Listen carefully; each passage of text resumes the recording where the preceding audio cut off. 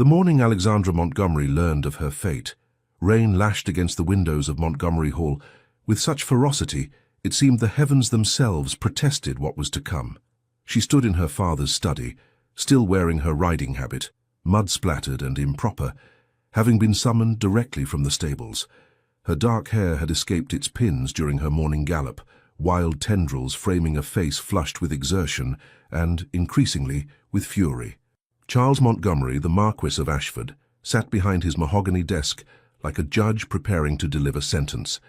His expression was granite, unmoved by the storm building in his daughter's eyes, a storm he had witnessed countless times over her 22 years. "You cannot be serious," Alexandra said, her voice low and dangerous. "I am perfectly serious." Her father's tone brooked no argument. "The contracts have been drawn, the settlement agreed upon. You will marry Frederick Hawthorne, the Duke of Blackmore, 3 weeks hence." "The Duke of Blackmore?" Alexandra's voice rose, incredulity giving way to outrage. "That man is a beast. The whole of London whispers about him, how he shut himself away after his wife died, how he speaks to no one, how his very gaze can freeze a person where they stand. Precisely why this match is so advantageous." Her father rose from his chair, moving to the window to observe the rain. "The Duke requires a wife. We require his wealth and influence. It is a perfectly reasonable arrangement." "Reasonable?" Alexandra felt her hands curling into fists at her sides. "You speak of me as though I were a broodmare to be sold at Tattersall's." "Do not be dramatic, Alexandra. This is how our world functions.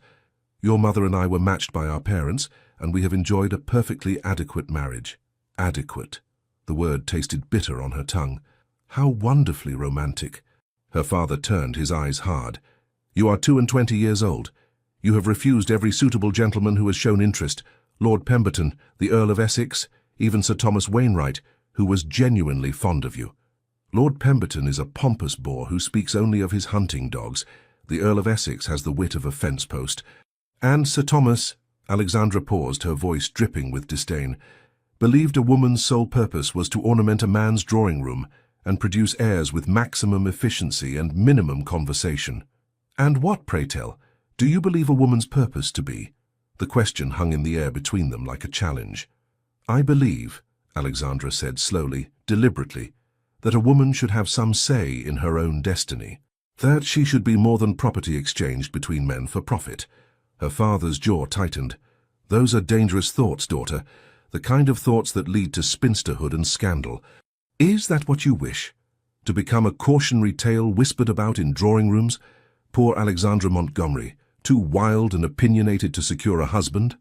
Better that than to be sold like cattle to a man known throughout England as the Beast of Blackmore." "Enough!" Her father's palm struck the desk with such force that the inkwell rattled. "You will cease this hysterical display immediately. The Duke of Blackmore is one of the wealthiest and most powerful men in England. His bloodline is impeccable, his estates vast. Any woman in the kingdom would consider herself fortunate to receive such an offer. Then let one of those women have him. The Duke has chosen you, and I have accepted on your behalf. The matter is settled." Alexandra stared at her father as though seeing him clearly for the first time. This man who claimed to act in her best interest while selling her future to a stranger. "You speak of this as though I have no choice. You do not." His voice was final, absolute. "I am your father and your guardian. By law, by tradition, and by every custom of decent society, this decision is mine to make. And my wishes? My feelings? Do they count for nothing?" "Your wishes," her father said coldly, "have been indulged far too long already. Your mother exhausted herself trying to mold you into something resembling a proper young lady. Every torn dress, every scraped knee, every mortifying display of unladylike behavior, she bore it all with patience I can only marvel at. But that patience has reached its limit. You will marry the Duke of Blackmore, Alexandra. You will become his Duchess, and you will finally learn what it means to be a woman of quality in this society." The words struck her like physical blows. Alexandra felt her throat tighten, felt the hot sting of tears she refused to shed in front of this man who had just crushed every dream she had never quite dared to speak aloud. "I will not do it," she whispered. "You will, or I shall cut you off entirely. No inheritance, no home, no support of any kind." You will have nothing. Is that what you prefer? To be cast out with no means, no protection, no future whatsoever? Alexandra's breath came in short, sharp gasps. The walls of the study seemed to close in around her, the Persian carpet beneath her feet suddenly unstable, as the deck of a ship in a storm. You would truly do that? She asked, though she already knew the answer.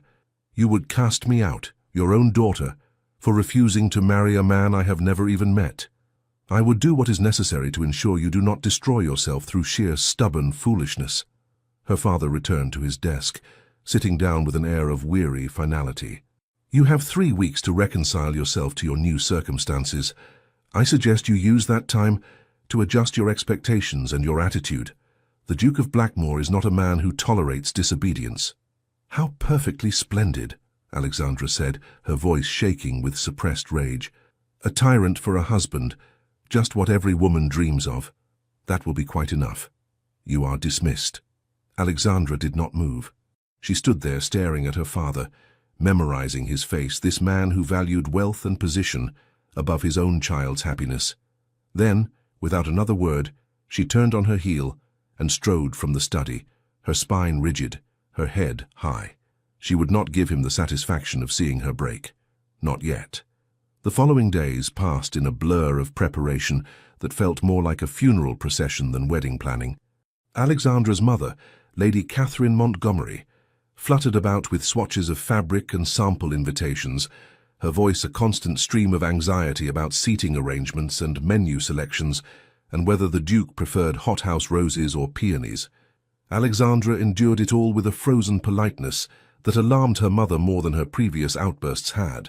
"Darling," Lady Catherine said one afternoon as they sat in the drawing-room, a modiste presenting sketches of potential wedding gowns, "you have been so very quiet. Are you unwell?" "I am perfectly well, Mamma. It is natural to feel nervous before one's wedding. I remember when I was to marry your father, I could scarcely eat for a week beforehand." "Did you have a choice in the matter?" Alexandra interrupted, her eyes still fixed on the fashion plates before her, though she saw none of them. "When Papa asked for your hand, could you have refused him?" Lady Catherine's hand stilled on the fabric samples. "That is a complicated question. It seems rather simple to me." Her mother sighed, dismissing the modiste with a gentle wave before turning her full attention to her daughter. "Alexandra, I know you believe yourself trapped, but you must understand, this is how the world works, how it has always worked. A woman's security, her future, her very survival depends upon making an advantageous match. So you had no choice either. I had limited options. My family was not wealthy. Your father's offer was generous, and my parents were pleased. I was grateful for the opportunity to become a marchioness, to secure my family's position. And did you love him?" The question hung between them, dangerous and forbidden. "I came to hold him in great affection," Lady Catherine said carefully. "Love, I learned, is not the dramatic passion poets write of. It is something quieter, built over time through shared experiences and mutual respect." "How very practical." Alexandra's voice was bitter. "It is survival, my dear." Her mother reached across to clasp Alexandra's hand. "And I pray you will find what I found. That duty can become something warmer, given time and patience." But Alexandra pulled her hand away, unable to bear the touch, the platitudes, the gentle acceptance of captivity dressed up as wisdom. "The Duke arrives tomorrow," her mother continued softly, "to take tea with us. It would be advisable if you were to make a favorable impression." "Of course," Alexandra said hollowly. "Heaven forbid I disappoint my purchaser before the sale is finalized." "Alexandra?" But she was already rising, already moving toward the door, desperate to escape the suffocating weight of her mother's resigned acceptance, her father's iron will, the inexorable march toward a future she had never chosen. She fled to the only place that had ever truly been hers, the stables. The head groom, old Thomas, looked up in surprise as Alexandra burst through the stable doors, her fine morning dress completely inappropriate for the setting. "Miss Alexandra," he began, but she was already moving toward her mare's stall, toward freedom, toward the one thing in her life she could still control. "Saddle Tempest," she commanded, her voice brooking no argument. "Quickly, please." "But miss, you haven't a riding habit." "I do not care. Saddle her, now." Something in her voice must have conveyed the desperation she felt, because Thomas nodded and moved to comply. Within minutes, Alexandra was mounted, her day dress tucked up scandalously, her hair already coming loose from its pins. She kicked Tempest into a gallop before they had even fully cleared the stable yard. The countryside flew past in a blur of green and grey. The wind tore at her hair, her dress, her very skin, but she welcomed it. Out here, racing across fields with no destination in mind, she could almost pretend she was free, that tomorrow was not coming, that in 3 weeks she would not become the property of a man known throughout England as the Beast. Tempest's hooves thundered across the ground, and Alexandra leaned low over her neck, urging her faster, faster, as though speed alone could carry her away from her fate. But eventually, even the swiftest horse must tire. Even the most desperate flight must end. Alexandra finally pulled Tempest to a halt atop a hill overlooking her father's estate. Below, Montgomery Hall spread out in all its elegant glory, beautiful, proper, and utterly suffocating. Somewhere in that house her wedding dress was being sewn. Invitations were being addressed.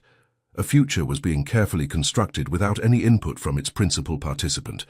And tomorrow she would meet the man who had purchased her, Frederick Hawthorne, the Duke of Blackmore, the Beast who waited to claim his unwilling bride. Alexandra closed her eyes against the tears that finally mercifully came. The wind carried them away, along with any illusions she had harbored about controlling her own destiny. Tomorrow, everything would change.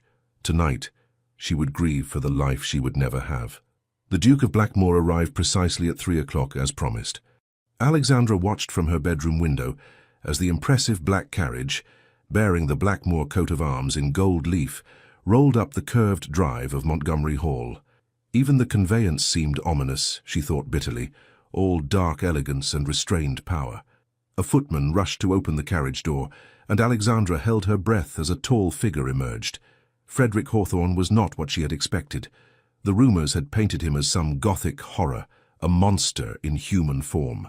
But the man who stood before Montgomery Hall, adjusting his gloves with precise movements, was handsome, devastatingly so, in a cold, severe way that made Alexandra's breath catch despite herself.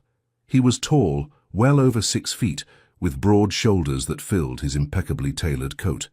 His hair was dark as midnight, swept back from a face all sharp angles and aristocratic features. Even from this distance, she could see the hard set of his jaw, the rigid line of his spine. He moved like a man accustomed to absolute command, every gesture controlled and deliberate. "He looks rather like a Greek statue," her mother observed from the doorway, making Alexandra jump. "Cold and perfect and utterly unyielding." "A statue would be preferable," Alexandra muttered. "At least it would not expect conversation." "Alexandra," her mother's voice held a warning. "You promised you would be civil." "I promised I would be present." Civility was never guaranteed. Lady Catherine sighed deeply. "Please, darling, for your own sake, if not for mine, just try to make this easier on yourself." Before Alexandra could respond, a knock sounded at the door. A maid appeared, curtsying. "Begging your pardon, my lady, miss, but the Marquis requests your presence in the drawing-room. The Duke has arrived." "We shall be down directly," Lady Catherine said, then turned to her daughter with something close to desperation in her eyes. "Please, Alexandra, do not make this worse than it already is." Alexandra looked at herself in the mirror, at the pale pink dress her mother had insisted upon, at her hair arranged in careful ringlets, at the picture of docile femininity she presented. She barely recognized herself. "Very well," she said quietly. "Let us go meet my purchaser." The drawing-room had been prepared as though for royalty. Fresh flowers adorned every surface. The best china had been brought out. Cakes and sandwiches arranged on silver trays. All this pageantry, Alexandra thought, for a man who has already paid for his prize. Her father stood near the fireplace, engaging the Duke in conversation about hunting, it sounded like. How perfectly ordinary, how wonderfully banal, as though they were not discussing the disposal of a human being, as though she were a horse or a painting. "Ah, there you are," the Marquis said, as Alexandra and her mother entered. "Your Grace, may I present my wife, Lady Catherine, and my daughter, Miss Alexandra Montgomery?" The Duke turned, and Alexandra forgot how to breathe. Up close, Frederick Hawthorne was even more imposing than he had appeared from her window, but it was his eyes that truly unsettled her. Grey as a winter storm and just as cold, they swept over her with the assessing gaze of a man examining livestock at market. She felt her spine stiffen, her chin lift in instinctive defiance. "Miss Montgomery." His voice was deep, cultured and utterly devoid of warmth. He bowed with perfect propriety. "I am pleased to make your acquaintance." Liar, she thought. "You care nothing for me beyond what I represent. A womb to bear your heirs, a hostess for your estate, a decoration to prove you have fulfilled society's expectations." But aloud, she said only, "Your Grace," and executed a curtsy that was technically correct, but lacked any warmth. His eyes narrowed slightly, the only indication he had registered her coldness. "Please do sit," Lady Catherine said, with forced cheerfulness, gesturing to the arrangement of furniture. "I shall ring for tea." The next 30 minutes were a special kind of torture. Her parents made polite conversation. The Duke responded with equal politeness, and Alexandra sat in frozen silence, her tea growing cold in her cup, watching this farce unfold. "Miss Montgomery has been looking forward to this visit," her father lied smoothly. "Haven't you, my dear?" With bated breath, Alexandra said, her tone so dry it could have started fires. The Duke's attention shifted fully to her for the first time. "You do not seem pleased with this arrangement." The bluntness startled her. She had expected continued pretense, not this direct confrontation. "Would you be pleased, Your Grace, if you were being sold into matrimony with a complete stranger?" "Alexandra!" her mother gasped. But the Duke held up one hand, his eyes never leaving Alexandra's face. "A fair question." He leaned back in his chair with the easy confidence of a man who had never doubted his own power. "However, I was not aware that selling was an accurate description. Your father and I have come to a mutually beneficial arrangement." "How lovely for you both. How wonderful that you had any say in the matter at all." "That is quite enough," her father said sharply. "You will apologize to His Grace immediately." "Will I?" Alexandra turned to her father, something reckless building in her chest. "And if I refuse? Will you threaten to cut me off again?" "Oh, but wait. You need not bother. I am already sold, are I not? The contract's drawn, the settlements agreed upon. What more can you possibly take from me?" The silence that followed was deafening. Lady Catherine looked as though she might faint. The Marquis had gone an alarming shade of red. And the Duke was watching her with something that might have been interest, had his expression not been carved from ice. "Perhaps," he said quietly, "Miss Montgomery and I might take a turn about the gardens, alone." "I hardly think that would be appropriate," Lady Catherine protested weakly. "We are to be married in less than 3 weeks," the Duke said, his tone making it clear this was not a request. "I believe propriety can be stretched to allow a brief, chaperoned walk. Your maid can follow at a discreet distance." It was not a question. Alexandra recognized the voice of a man accustomed to absolute obedience. "Very well," her father said through clenched teeth. "Alexandra, you will accompany His Grace. And you will endeavor to behave with some measure of the decorum expected of your station." They walked in silence for several minutes, a maid following 20 paces behind. The gardens of Montgomery Hall were extensive, all manicured paths and careful landscaping, beautiful and utterly controlled. "Rather like my life," Alexandra thought bitterly. "You may speak freely," the Duke said finally. "I prefer honesty to pretty lies." "How magnanimous of you. You are angry. What keen powers of observation you possess." He stopped walking, turning to face her directly. "Miss Montgomery, let us dispense with games. You do not wish to marry me. This is abundantly clear. However, the marriage will proceed regardless of your wishes or mine. Given that reality, would it not be more practical to approach this situation with some degree of civility?" "Civility," Alexandra repeated, something snapping inside her. "I speak of civility while discussing a transaction that treats me as property. Do you have any idea how that feels? To know you are worth nothing beyond your bloodline and your ability to produce heirs?" "I do, actually." His voice remained level, but something flickered in those grey eyes. "I am also a commodity, Miss Montgomery. I have wealth, a title, estates that must be maintained. Society expects me to remarry, to produce an heir to continue the Blackmore line. I have as little choice in this as you do." You have every choice. You could refuse, you could walk away, no one can force you to. And what would you have me do? He took a step closer, and Alexandra fought the urge to retreat. Remain alone in that vast empty house for the rest of my days, watch the title and estates I have worked to maintain fall into decay, because I was too selfish to do my duty. Duty. She spat the word like a curse. Everyone speaks of duty as though it absolves all sins, as though fulfilling one's obligations to society matters more than one's own happiness, one's own heart. The heart, he interrupted, his voice suddenly sharp, is a poor guide for making decisions that affect not only ourselves, but entire families, estates, and legacies. Spoken like a man who has never consulted his heart about anything. Spoken like a woman who has never had to consider anyone's needs beyond her own. The accusation stung precisely because it held some truth, but Alexandra refused to flinch. You know nothing about me. I know enough. I know you are spoiled, willful, and apparently determined to make both our lives miserable out of some misguided notion of feminine independence. And I know you are cold, arrogant, and utterly incapable of seeing women as anything beyond vessels for your precious heirs. They stood nearly nose to nose now, both breathing hard, eyes locked in mutual fury. In 3 weeks, the Duke said, his voice dangerously quiet, you will become my wife. You will be the Duchess of Blackmore, and you will learn what that title requires: obedience, propriety, and the good sense to know when you have been granted a privilege rather than subjected to a punishment. A privilege? You call this a privilege? Do you have any concept of how many women would trade places with you in an instant? The wealth, the position, the security I am offering? I do not want your wealth. I do not want your position. I want... She stopped, her throat closing around words she could not say. I want to be free. I want to choose my own path. I want to matter as more than just a womb and a title. What do you want? He asked, and for just a moment something in his tone shifted, became almost curious rather than condemning.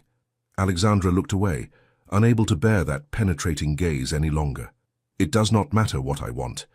As you so graciously pointed out, the decision has been made. Yes, it has. He stepped back, his expression shuttering once more into that impenetrable coldness. I shall return in 1 week to discuss wedding arrangements with your father. I suggest you use that time to reconcile yourself to your new circumstances, Miss Montgomery. Blackmore House is not a place for childish tantrums and foolish rebellion.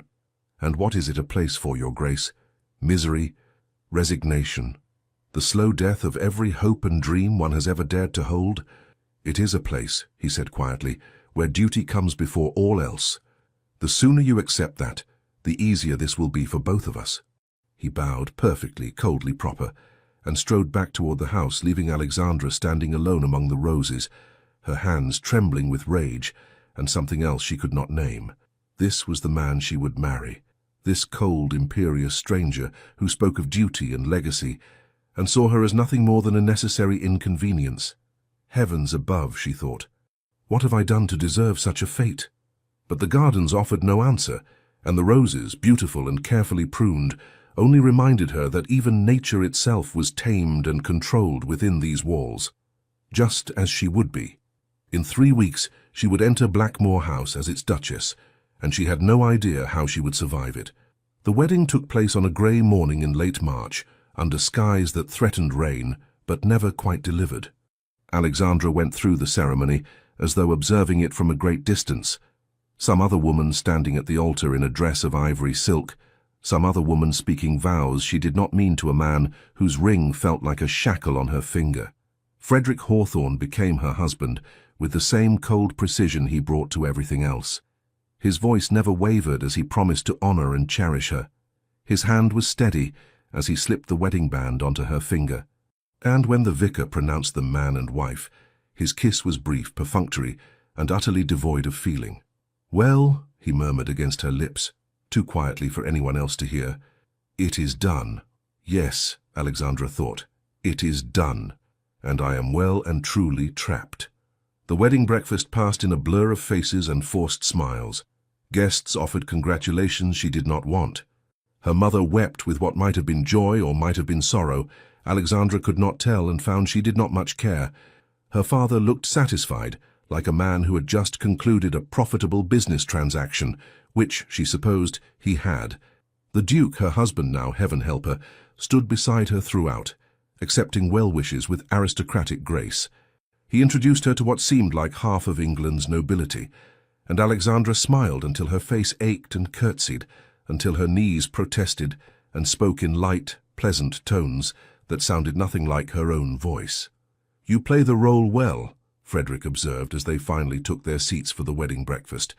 "I had worried you might create a scene. Would that have been preferable, Your Grace?" She reached for her wine-glass, needing something, anything, to occupy her hands. "Would you have preferred I wept and wailed and threw myself on the floor in protest?" "I would have preferred honesty, but I shall settle for civility in public, and we may be as honest as we like in private." "How generous!" His jaw tightened, the only sign her barbs were landing. "We leave for Blackmore House within the hour. I trust you are prepared. As prepared as one can be to enter one's prison." "It is not a prison.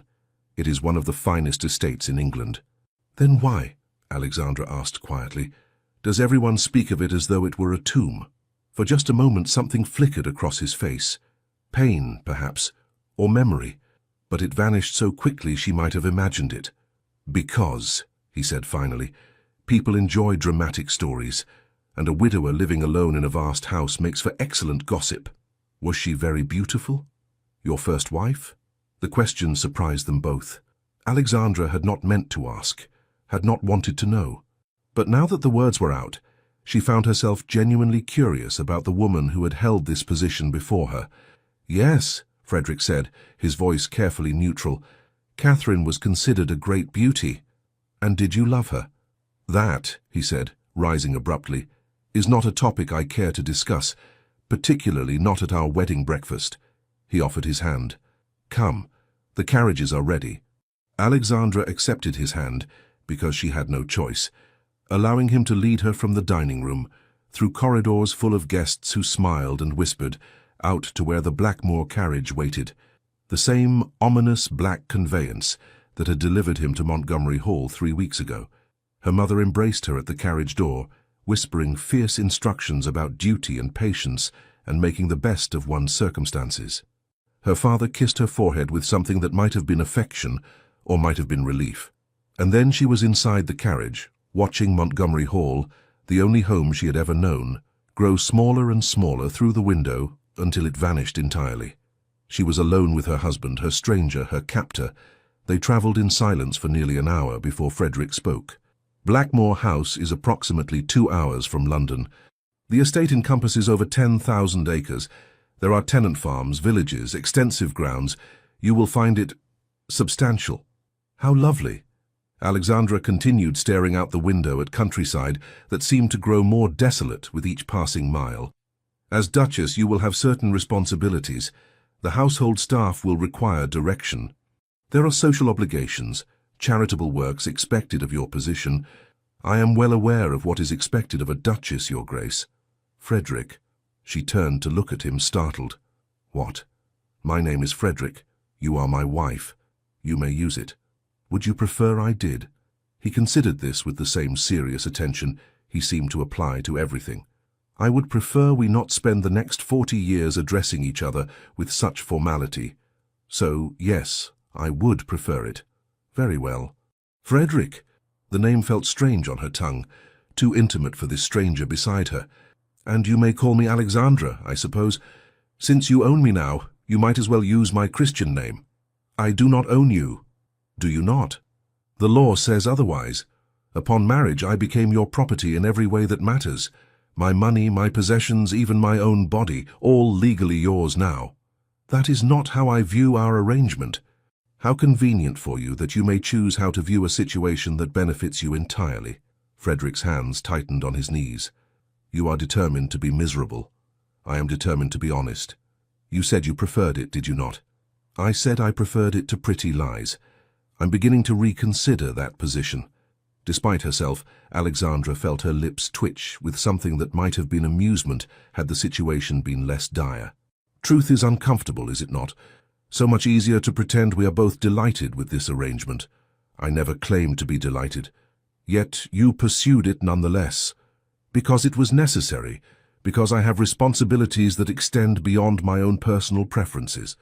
He shifted in his seat, turning to face her more fully. Did it ever occur to you that I might not have wanted to marry again? That I might have been perfectly content to remain alone? Then why did you not? Because being a duke is not about what I want. It is about duty, legacy, responsibility to hundreds of people who depend on the Blackmore estates for their livelihoods. It is about producing an heir, Alexandra finished bitterly. Yes, you have made that abundantly clear. Heaven forbid the precious Blackmore line should end with you. It is not vanity, is it not? This obsession with legacy, with carrying on one's name as though it matters beyond the next generation? It matters to the people whose homes and livelihoods depend on the estate's continued stability. It matters to... He stopped abruptly, jaw clenched, clearly fighting for control. This conversation is pointless. You have already decided I am a villain. Nothing I say will convince you otherwise. Alexandra turned back to the window, hating that he was partly right. She had built him up in her mind as a monster, because it was easier to rage against a monster than to acknowledge that he might simply be a man trapped by circumstances as surely as she was. But she was not ready to soften toward him. Not yet. Perhaps not ever. They completed the journey in silence. Blackmore House rose from the landscape like something from a Gothic novel, all dark stone and imposing towers, surrounded by grounds that seemed to stretch endlessly in every direction. Ancient trees lined the drive, their branches reaching toward each other overhead like grasping fingers. Even the sky seemed darker here, the clouds heavier. Good heavens, Alexandra breathed, genuine shock breaking through her carefully maintained hostility. It is enormous. Yes. Frederick's voice held neither pride nor apology. Simple statement of fact. The main house contains over 200 rooms. There are also the east and west wings, though we keep those closed most of the year. 200 rooms. She could not fathom it. For one person? For two now. He glanced at her. You need not sound so horrified. We shall likely spend most of our time in the family wing, which contains a mere 30 rooms or so. A mere 30. How wonderfully intimate. The carriage drew to a halt before the main entrance, where what seemed like an entire regiment of servants had assembled, all in perfect formation, all watching their new mistress with undisguised curiosity. Frederick descended first, then turned to offer his hand to Alexandra. She took it because she must, stepping down onto gravel that crunched beneath her slippers, feeling the weight of dozens of eyes upon her. Your Grace. An elderly man, the butler presumably, stepped forward with a deep bow. May I be the first to welcome you to Blackmore House. I am Dawson.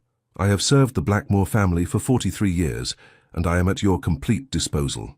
Thank you, Dawson. Alexandra managed what she hoped was a gracious smile, though inside she felt like running.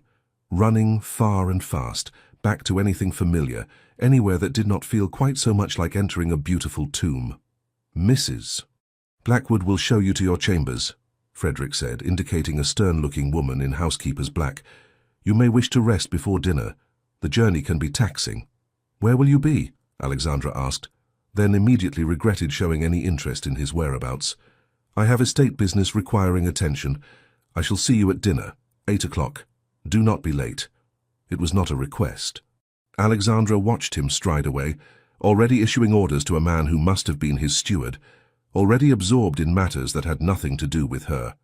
This way, Your Grace, Mrs. Blackwood said, her voice not unkind but not warm either, reserved, watchful. If you will follow me. The Duchess's chambers were, like everything else in this house, enormous and intimidating. The bedroom alone was larger than the entire parlour at Montgomery Hall. A massive four-poster bed dominated the space, its curtains a deep emerald green that matched the wallpaper. Heavy furniture, a wardrobe, a dressing table, several chairs, filled the room without making it feel cramped. French doors opened onto a private balcony overlooking grounds that seemed to stretch to the horizon. Your dressing room is through there, Mrs. Blackwood indicated a door to the left. Your private sitting room through there. The Duke's chambers are... Next door, Alexandra guessed, spotting the connecting door. Yes, Your Grace, though the door remains locked unless... The housekeeper trailed off delicately. Unless he wishes to exercise his marital rights, Alexandra finished flatly. Mrs. Blackwood's expression remained neutral. Quite so, Your Grace. Your trunks will arrive within the hour. A maid will be assigned to help you dress for dinner. Is there anything you require immediately? Yes, Alexandra wanted to scream. I require my freedom. I require a time machine to prevent this disaster. I require any escape from this beautiful prison. But aloud she said only, No, thank you, Mrs. Blackwood. That will be all. The housekeeper curtsied and withdrew, leaving Alexandra alone in chambers that would swallow her whole. She moved to the French doors, opening them despite the chill in the air, stepping out onto the balcony. From here she could see the full extent of the Blackmore estate, endless gardens giving way to parkland, parkland giving way to forest, beautiful, manicured, controlled, like everything else in her new life. A knock at the door pulled her back inside. "Enter!" she called, expecting Mrs. Blackwood or perhaps a maid. Instead, Frederick stepped through, still in his travelling clothes, his expression unreadable. "I wanted to ensure you were settling in," he said, an awkwardness in his voice she had not heard before. How very considerate. He moved further into the room, his presence somehow making the enormous space feel smaller. "Alexandra, He stopped, seeming to struggle with words. "I know this is not what you wanted, but it is what we have, and I would prefer we not spend our lives as enemies." "What would you prefer?" "A partnership, perhaps. Mutual respect, if not affection. Civility, at minimum." "You ask a great deal. I ask for basic human decency between two people bound together by law and circumstance." He moved to the window, staring out at his lands. "This house has been cold and silent for too long. I do not wish to make it a battlefield as well."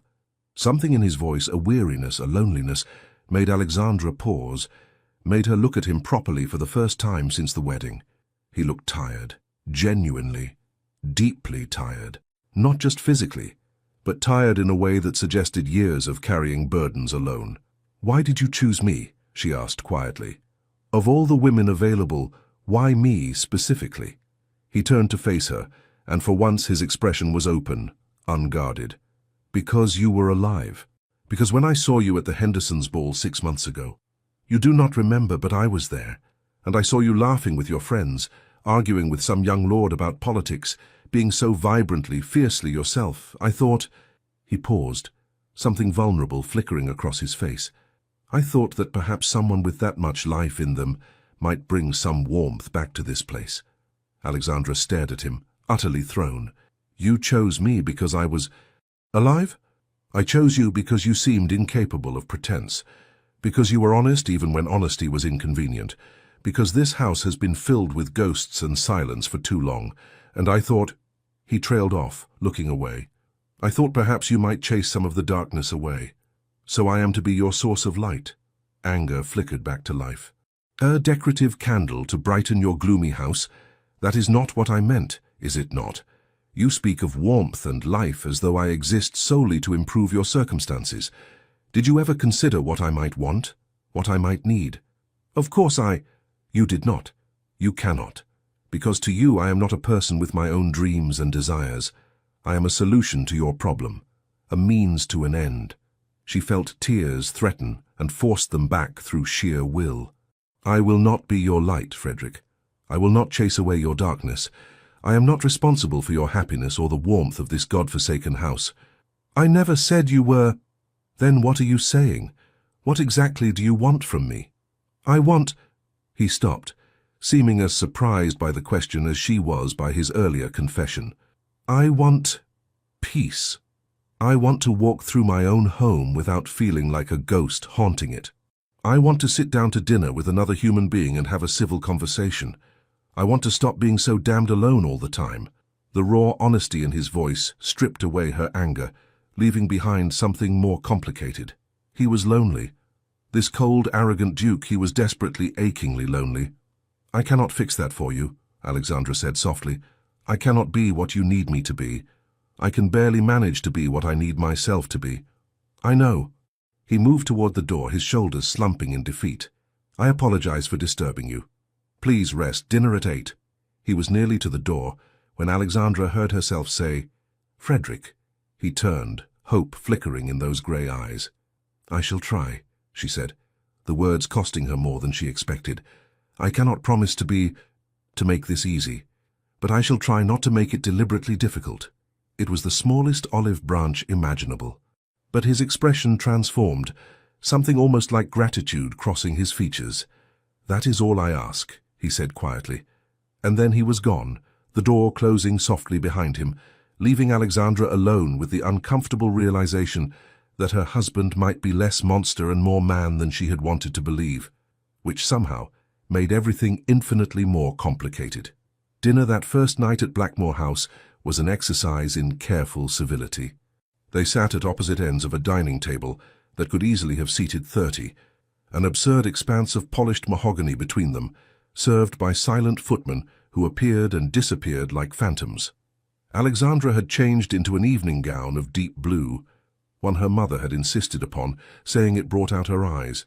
She had allowed the assigned maid, a young woman named Betty, to arrange her hair in an elaborate style she would never have chosen herself. Playing dress-up, she thought bitterly, playing at being a duchess. Frederick had also changed, now wearing evening dress that made him look even more imposing, all severe, black and white, perfectly tailored, devastatingly handsome, in a way that irritated Alexandra more than she cared to admit. "The soup is excellent," she offered, because someone had to break the oppressive silence. "Mrs. Henderson has been cook here for 20 years. She is quite skilled." Frederick gestured to a footman who immediately refilled his wineglass. "I have instructed her to consult with you regarding menus, should you wish to make changes." "That is considerate. Thank you." More silence. The footman served the next course, some sort of fish in sauce. Alexandra pushed it around her plate. Appetite vanished. "Tell me about your first wife," she said abruptly, tired of tiptoeing around the subject. "If we are to be partners, as you suggest, should I not know about the woman who held this position before me?" Frederick's fork stilled halfway to his mouth. He set it down carefully, precisely, then reached for his wineglass. "Catherine," he said finally, "was everything a duchess should be. Beautiful, accomplished, perfectly mannered. She came from an excellent family. Our parents arranged the match when we were both quite young. Did you love her?" "I cared for her. Greatly. She was—" He paused, staring into his wine as though it might hold answers. "She was fragile, delicate, the sort of woman who needed protecting. And she died. In childbirth. The babe as well. A son." His voice remained steady, but Alexandra saw his knuckles whiten around the wineglass stem. "She suffered for 2 days before the end." "Frederick, Alexandra stopped, horrified by her own callousness.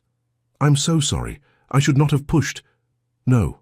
He looked up, meeting her eyes across that ridiculous expanse of table. "You have every right to ask. This house carries her memory in every corner. You should know whose ghost you are expected to live alongside. Is that why everything feels so—" She gestured vaguely at their surroundings, the formal place settings, the heavy silver, the oppressive grandeur.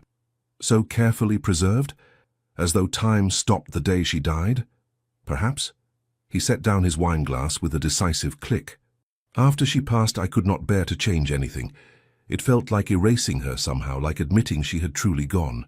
"But she has gone, Frederick. And you—" Alexandra chose her words carefully. "You are still here, still living. This house should reflect that. Are you suggesting I have been dwelling in the past? I am suggesting that perhaps we are both prisoners here, me of circumstance, you of memory." Something shifted in his expression, surprised perhaps that she would extend that sort of understanding. Before he could respond, thunder rumbled outside, loud enough to rattle the windows. Within moments, rain began pelting the glass in sheets. "The storm has finally arrived," Frederick observed, rising from his chair. "I should check that the groundskeepers secured the garden furniture. If you will excuse me, I shall come with you." He turned, surprise clear on his face. "That is not necessary. The rain is quite—" "I am not made of sugar, Frederick. I shall not melt." Alexandra was already standing, grateful for any excuse to leave this cavernous dining room. "Besides, you said you wanted partnership. Partners do not sit idly by while the other works." For a moment she thought he would argue, but instead something like respect flickered across his features. "Very well, but we shall need coats. The storm is fierce." They made their way through corridors that seemed to stretch endlessly, Frederick leading her through what must have been a servant's passage. Faster, he explained, than going through the main house. A housekeeper produced heavy coats and sturdy boots. Alexandra struggled with the unfamiliar fastenings until Frederick wordlessly knelt before her, adjusting the boots with surprising gentleness. "I am capable of managing my own footwear," she protested. "I know.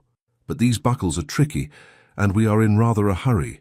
He finished with the second boot and stood, shrugging into his own coat. "Ready?" They emerged into the storm through a side door, immediately assaulted by wind and rain. Alexandra gasped as cold water struck her face, but Frederick had already grabbed her hand, pulling her toward the gardens. "This way!" he shouted over the wind. "The main fountain needs securing." They ran together through the downpour, their coats quickly soaked through. The fountain, an elaborate marble affair featuring some sort of mythological scene, stood in the center of the main garden, water overflowing its basins, the decorative figures around its base at risk of being toppled by the fierce wind. Frederick immediately set to work securing loose elements, his movements sure despite the rain. Alexandra watched for only a moment before joining him, grabbing hold of a marble dolphin that was rocking dangerously. "Careful!" Frederick called out. "That piece is heavier than it—" The dolphin shifted suddenly, its weight pulling Alexandra forward. She would have fallen directly into the overflowing fountain had Frederick not caught her, his arms coming around her waist, steadying her against him. For a moment they stood frozen, pressed together, rain streaming down their faces, his arms solid and warm around her, despite the cold. "Thank you," Alexandra gasped, acutely aware of every point where their bodies touched. "You must be more careful," he said, but there was no anger in his voice, only concern. "I was being careful. The wretched dolphin was not." Despite the circumstances, despite the cold and the storm and everything else, Frederick laughed. Actually laughed. The sound startled out of him, his face transformed by genuine amusement. And Alexandra, soaked to the skin and shivering in her husband's arms in the middle of a storm, found herself laughing too. "We are completely mad," she managed between giggles. "Standing in a deluge, wrestling with decorative sea creatures, attempting to save them from the indignity of toppling over," Frederick added, his own laughter subsiding into a grin that made him look years younger. "Yes, I believe madness is an accurate assessment." "What happened?" a voice called from the house. Several groundskeepers were emerging, clearly having just realized their duke was outside in the storm. "Nothing that cannot wait until morning," Frederick called back. Then more quietly to Alexandra, "Come before we both catch our deaths." They hurried back inside, leaving puddles in their wake. Betty and Mrs. Blackwood appeared immediately, clucking with concern, rushing them toward their respective chambers to change into dry clothing. "The Duke will want hot water brought up," Mrs. Blackwood was saying. "And you as well, Your Grace. We cannot have you falling ill on your first day." "I am quite hardy, Mrs. Blackwood," Alexandra protested, though her teeth were chattering. "I have been far wetter than this while riding." "Nevertheless, Your Grace, a hot bath would be advisable."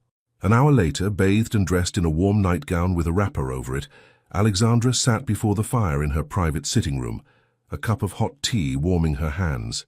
She should have felt miserable. She should have been cursing this house, this marriage, this entire situation. Instead, she found herself remembering Frederick's laughter, the way his face had transformed, becoming younger, lighter, the strength of his arms around her as he kept her from falling. A knock at the connecting door startled her. "Alexandra," Frederick's voice muffled through the heavy wood. "May I? Are you decent? I am in my night clothes but properly covered. You may enter." The door opened to reveal Frederick in his dressing gown, hair still damp from his own bath, looking far more human and far less ducal than she had ever seen him. "I wanted to ensure you were well," he said, hovering awkwardly in the doorway. "That was foolish of me, dragging you out into the storm. You did not drag me, I chose to come. Still, I should not have allowed—" "Frederick," she set down her teacup, "I am not a porcelain doll who will shatter at the first sign of difficulty. I grew up riding in all weather, climbing trees, doing all manner of things my mother found horrifying. A bit of rain will not destroy me." He moved further into the room, drawn by the fire. Catherine would have been horrified by tonight's adventure. She would have hidden in her rooms for days, recovering from the shock of getting her slippers wet. It was not said unkindly. simply statement of fact. "I am not Catherine," Alexandra said quietly. "No." He turned to look at her, firelight dancing across his features. "You are not. And I—" He paused, seeming to search for words. "I am beginning to think that may not be a bad thing." Something warm unfurled in Alexandra's chest at those words. Something dangerous. "We laughed together tonight," she said, "in the middle of a storm, fighting with garden statuary. That was unexpected." "Yes." A small smile played at the corners of his mouth. "It was rather absurd, was it not? Completely absurd, and yet—" She trailed off, not sure how to explain what she meant. "And yet it felt good," Frederick finished for her. "To laugh. To do something ridiculous without worrying about propriety or what anyone might think. Is that not what you wanted?" Alexandra asked. "When you said this house had been too quiet, too full of ghosts? Someone to bring warmth and life?" "I wanted that, yes. But I did not know what that might actually mean, what it might feel like." He crossed to the chair opposite hers, sitting down with a sigh. "Alexandra, I need to be honest with you about something." "Very well. When I married Catherine, I was 19 years old. I had no idea what marriage truly required beyond the technical aspects. We were cordial, affectionate even, but we never laughed together the way you and I did tonight. We never ran through storms or argued about anything of substance. She wanted to please me and I wanted to protect her, and somehow in all of that we never quite—" He gestured helplessly. "We never quite found each other, I suppose. That sounds terribly lonely." It was, and after she died I told myself I would never marry again, that I had fulfilled my duty once, and that was sufficient. But the years passed, and the house grew quieter, and I— He looked away, jaw working. I was 34 years old and felt ancient, tired, as though I had already lived my entire life and was simply waiting for it to end. "And so you decided to marry again." "And so I decided I needed to at least try to find something more than mere existence." He met her eyes. "I am making rather a mess of this explanation." "No," Alexandra said softly. "I think I understand. You wanted a companion, not just a wife." "Yes, exactly that. But He ran a hand through his hair, frustration clear. "I have no idea how to be anything other than the Duke of Blackmore. I have been trained since birth to command, to control, to maintain distance and authority. The idea of simply being a man with a woman who might become a friend as well as a wife, I do not know how to do that." The vulnerability in his admission struck Alexandra deeply. This powerful, arrogant duke, he was just a man who had never learned how to be anything else. "Perhaps," she said carefully, "we might learn together, how to be partners rather than merely duke and duchess." "You would be willing to try, even after everything?" "I remain furious about being sold like livestock," Alexandra said honestly. "I likely shall be for some time, but tonight, when we laughed together—" She paused, searching for the right words. "For just a moment I forgot to be angry, and that felt not terrible." Frederick's expression softened. "That is more than I had any right to hope for. Do not mistake me. I am not suddenly content with this arrangement. I still believe I should have had a choice, but I am beginning to think that perhaps—" She met his eyes. "Perhaps we need not be enemies. Perhaps we might find some measure of peace between us. I would like that." He stood, moving toward the connecting door. "I shall let you rest, but Alexandra—" "Yes?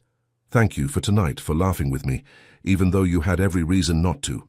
After he had gone, Alexandra sat staring into the fire for a long time, her tea growing cold, her thoughts tangled. She had not expected to like him, had not expected to see him as human rather than monster. But tonight, soaked and shivering, and absurdly happy in the middle of a storm, she had glimpsed something she had not anticipated, the possibility that this marriage might become something more than a cage. The possibility that Frederick Hawthorne might become something more than her jailer. It was a dangerous thought, but as Alexandra finally climbed into the enormous bed, pulling the heavy coverlets around her, she found herself less terrified and more curious. What might tomorrow bring? What might they become to each other given time? She fell asleep, still wondering. The following weeks unfolded with surprising ease. Alexandra threw herself into learning the management of Blackmore House, much to Mrs. Blackwood's obvious surprise and grudging approval. She reviewed accounts, consulted with the cook, toured the tenant farms with Frederick's steward, made herself known to every servant in the household. "You need not involve yourself so thoroughly," Frederick observed one morning as they breakfasted together, a habit they had fallen into, much more pleasant than dining at opposite ends of that ridiculous table. Most duchesses leave such matters entirely to the housekeeper. Most duchesses were not raised by a mother who believed a lady should understand every aspect of managing a household, Alexandra replied, spreading jam on her toast. "Besides, I cannot simply sit about doing needlework all day. I should go mad." "Heaven forbid." But he was smiling as he said it. They fell into other habits as well.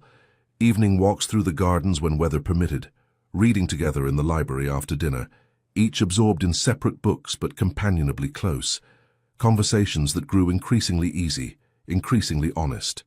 Alexandra learned that Frederick harbored a passion for astronomy and had an entire observatory built on the grounds, that he played the pianoforte when he thought no one could hear, and played it beautifully, that he secretly found most of the ton utterly insufferable, but endured society events out of duty. Frederick learned that Alexandra had a gift for mathematics that her tutors had found unsettling, that she had once jumped her horse over a 6-foot fence on a dare and broken her arm in the landing, that she wrote poetry she never showed anyone, keeping journals full of verses hidden in her dressing room. "Would you show them to me?" he asked one evening. "Your poems?" "Heavens no, they are dreadful." "I doubt that very much." "They are. Self-indulgent, melodramatic, full of terrible metaphors comparing emotions to weather phenomena." As opposed to all that excellent poetry comparing emotions to weather phenomena. He was teasing her, she realized, had learned how to tease her. "You are mocking me. I am expressing interest in something you care about. There is a difference." Alexandra set down her book, studying him across the library's comfortable space. "Why do you want to see them?" "Because they matter to you. Because I—" He paused, seeming to choose words carefully. "Because I want to know you, Alexandra. Not just the Duchess who manages my household so efficiently, but the woman who rides like fury across fields and thinks mathematics is a gift rather than a chore and hides poetry in her dressing room." Something in her chest tightened at those words. "You said you wanted partnership, mutual respect." "I did. But this feels like more than that." "Does it?" He set down his own book, giving her his full attention. "Perhaps it is. Perhaps I—" He stopped, then continued more firmly. "Perhaps I am discovering that I like you, Alexandra, as a person. Is that so surprising?" "Yes," she wanted to say. "Yes, because I did not expect this, did not expect you to become someone I might like in return." But aloud, she said only, "I suppose not. Will you show me the poems?" She hesitated, then found herself nodding. "Very well, but you must promise not to laugh." "I promise." The next evening, she brought him a single page, one poem, carefully transcribed. He read it in silence, his expression unreadable, and Alexandra felt her heart hammering with irrational anxiety. "This is beautiful," he said finally. "You are merely being kind." "I am not." He looked up, and there was something in his eyes that made her breath catch. "Alexandra, this is genuinely beautiful. The imagery, the emotion. You have real talent. It is just a silly hobby." "It is not silly." He stood, crossing to where she sat, the poem still in his hand. "You should not dismiss your own gifts so readily." They stood very close, closer than they had been since that night in the gardens. Alexandra found herself acutely aware of his height, his warmth, the way he was looking at her, as though really seeing her perhaps for the first time. "Frederick," she began, though she had no idea what she meant to say. "Alexandra." His voice was rough.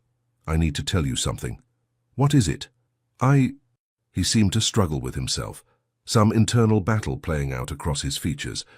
"I find myself thinking about you constantly, about how you laugh when something genuinely amuses you, about the way you argue with the steward about crop rotation, as though your life depends on it. About—" He stopped abruptly as Alexandra swayed slightly, one hand going to her temple. "Are you unwell?" Immediate concern replaced whatever he had been about to say. "Just a headache." "I have had them all day. I think perhaps I should—" But before she could finish, the room tilted alarmingly, and Frederick's arms came around her, catching her as her knees buckled. "Alexandra! Alexandra!"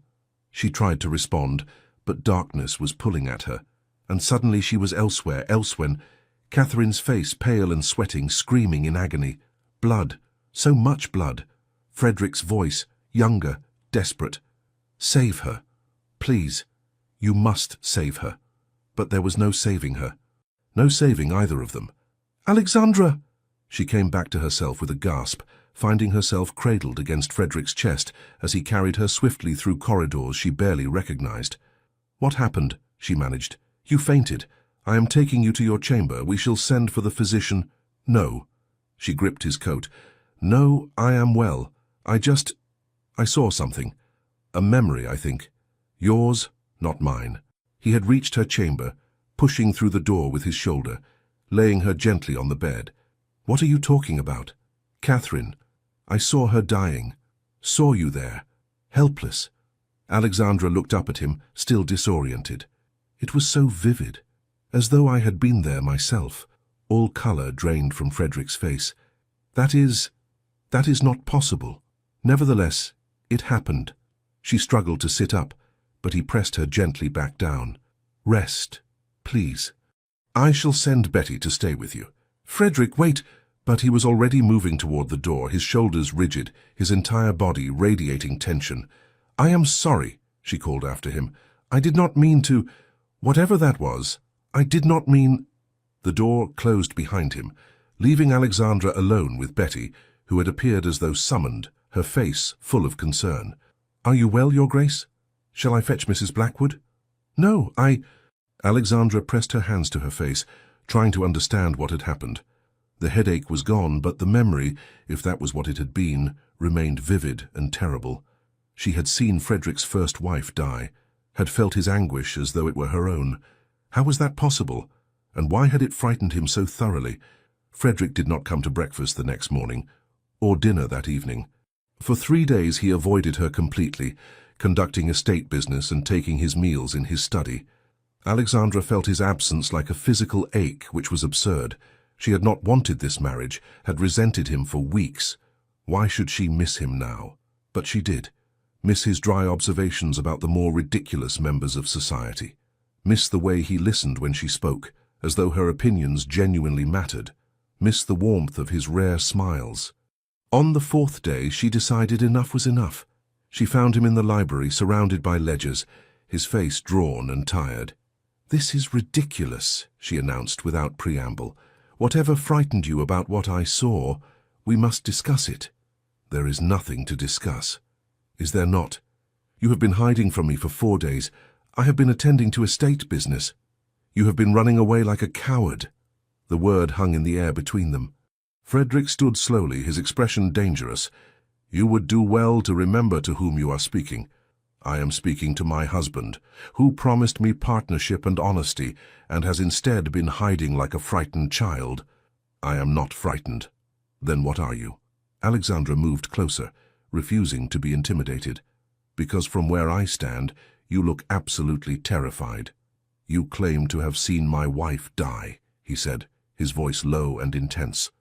"To have experienced my memories as though they were your own. How am I supposed to respond to that? What am I supposed to make of impossible things? I do not know what happened. I do not understand it any better than you do, but avoiding me will not make it go away. Will it not?" He turned away, gripping the edge of his desk. "Alexandra, when Catherine died, I thought I would go mad from grief and guilt. I failed to protect her, failed to save her, and now you—" He stopped, jaw working. "Now you have seen that failure, witnessed my helplessness. How am I supposed to look at you without remembering that?" "By remembering that I am not Catherine," Alexandra said softly, understanding dawning. "That I am not fragile or delicate or in need of your protection from the world. You fainted in my arms, once, from a bizarre vision I cannot explain. That does not make me breakable, Frederick.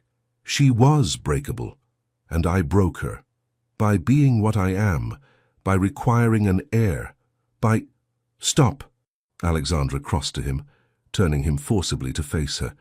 Stop blaming yourself for something you could not have prevented. Women die in childbirth. It is tragic and terrible, but it is not anyone's fault. I should have protected her from the biological realities of being female. How exactly? By never touching her? By never wanting a family? She cupped his face between her hands, forcing him to meet her eyes. Frederick, you cannot protect everyone from everything. You cannot control the entire world, no matter how much you wish to. I want to protect you, he said, his voice breaking. I want to keep you safe, and I have no idea how. Then let me show you. She rose on her toes, bringing her face close to his. Trust that I am strong enough to face whatever comes. Trust that I will tell you when I need help, rather than expecting you to read my mind. Trust that we can face things together, rather than you bearing every burden alone. Alexandra. I am not her, she whispered. I am me, and I am here right now, choosing to be here with you. For a long moment, Frederick simply stared at her, some internal war playing out across his features. Then his control shattered. He kissed her. Not the perfunctory brush of lips from their wedding, not a polite, restrained gesture between strangers fulfilling duty. This kiss was desperate, hungry, alive, with weeks of tension and longing and emotions neither of them had dared name. Alexandra gasped against his mouth, and he pulled her closer, one hand tangling in her hair, the other pressing against the small of her back. She melted into him, into the kiss, into the sudden, overwhelming rightness of being exactly here, exactly now, with exactly this man. When they finally broke apart, both breathing hard, Alexandra felt dizzy for an entirely different reason than 4 days ago. We should not, Frederick began. Should not what? She was still in his arms, reluctant to move. Should not kiss each other. We are married, Frederick. It is permitted. You have been so angry about this marriage. I have been angry about having no choice. She pulled back enough to meet his eyes. But I am choosing this right now. I am choosing you. You do not have to. I know I do not have to. I want to. She paused, then added more quietly, Do you want to? Or have I completely misread? He kissed her again, answering the question more thoroughly than words ever could. I want, he managed between kisses. I want you so badly it terrifies me. Then stop being terrified and want me properly. Something in his expression shifted, became heated, intent.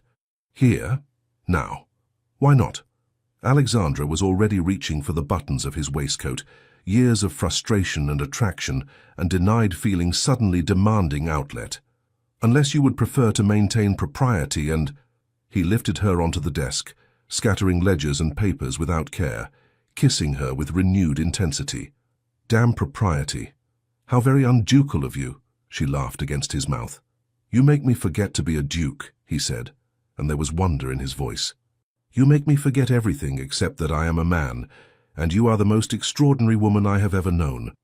Later, much later, they lay together on the library sofa, hastily rearranged clothing restored to something approaching decency.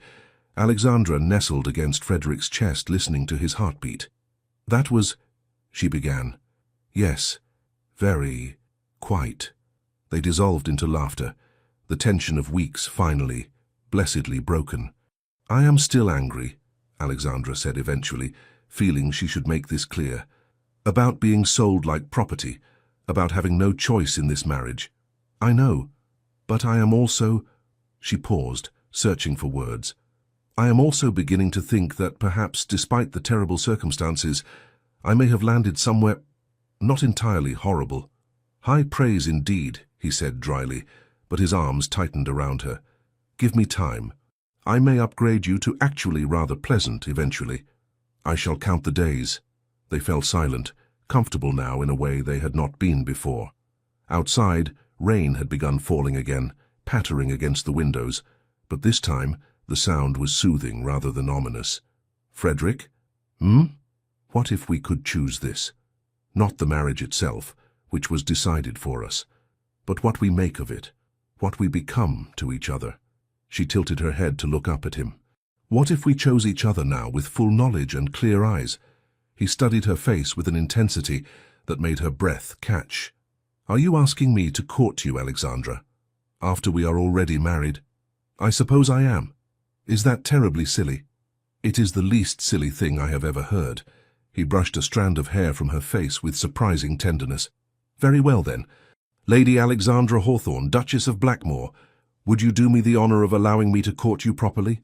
I shall consider it, she said, trying to sound serious and failing entirely as a smile tugged at her lips. Provided you meet my standards, which are quite high. I would expect nothing less. They kissed again, softer now, sweeter, a promise rather than a demand. And somewhere in that kiss, in that moment, Alexandra felt something shift inside her. Some final wall crumbling, some last resistance melting away. She had not chosen this marriage, but she was choosing this man, and perhaps, just perhaps, that was enough. In the warmth of their growing love, Alexandra discovered she was with child. Frederick's terror was immediate and overwhelming. Memories of Catherine's death threatened to consume him, but Alexandra took his face in her hands and said firmly, I am not her. I am strong, and I will not leave you. When her time came, Frederick stayed by her side despite every convention. He held her hand through the labor, and when their daughter was born, healthy and perfect, Alexandra recovered quickly and well, her strength proving exactly what she had promised. They named her Hope Catherine Hawthorne. Frederick wept as he held his wife and daughter, finally understanding that the darkness of his past did not have to dictate his future. Alexandra had not merely survived, she had thrived. And together, with their child sleeping peacefully between them, they had built something neither had expected, a marriage born of obligation that had transformed into genuine, profound love. The Beast Duke had been tamed not through submission, but through partnership, and the tempest of a woman who had been sold into marriage had found not a prison, but a home. Blackmore House, once cold and silent, now rang with laughter and warmth. The couple who had begun as unwilling strangers had become inseparable partners, and their daughter would grow up knowing that sometimes the greatest love stories begin in the most unexpected ways. The end. Dear listener, sometimes life places us in circumstances we never chose, paths we never wanted to walk, futures that feel like cages rather than possibilities. Alexandra did not choose her marriage. She raged against it, fought it, mourned the life she thought she deserved. And she was right to feel that anger. Her autonomy had been stolen, her voice silenced by those who claimed to know what was best for her. But here is what her story teaches us. We cannot always control what happens to us, but we can always choose what we do with it. Frederick did not choose his grief, his loneliness, or the weight of expectations that crushed him. He was as trapped as Alexandra, by duty, by loss, by the desperate fear that he would fail everyone who depended on him. Yet both of them discovered something powerful. Even in circumstances we did not choose, we can still choose how we show up each day. They chose honesty over pretense, vulnerability over armor, partnership over isolation. And slowly, so slowly, what began as a prison became a home. If you are facing something difficult tonight, know this. You are stronger than you believe. You have survived every difficult day so far, and that alone is proof of your resilience. Like Alexandra, you may be navigating circumstances that feel unfair, overwhelming, or impossible. Like Frederick, you may be carrying grief or fear that feels too heavy to bear alone. But you are not alone. Every sunrise is another chance to choose differently, to choose hope over despair, to choose connection over isolation, to choose to believe that even the hardest chapters can lead to beautiful endings. You deserve rest tonight. You deserve peace. You deserve to lay down the weight you have been carrying and trust that tomorrow will come, and you will have the strength to meet it. Sleep deeply, knowing you are protected, you are valued, you are exactly where you need to be, even if it does not feel that way yet. Your story is not finished, and the best chapters may still be waiting to be written. With gratitude and warmth, the Legends of the Fall Team. Thank you so much for staying with us until the end of this story. Your presence, your comments, and your support lift our spirits more than you know, and we are truly grateful from the bottom of our hearts. If this tale touched you in any way, please consider subscribing, liking, commenting, and sharing. Your support helps us feel inspired and motivated to continue creating stories filled with love, redemption, longing, and unforgettable twists. At the end of this video, another suggestion from our channel will appear. Click it and let yourself be carried away by more emotional, romantic journeys like this one. Thank you for being here. The Legends of the Fall team.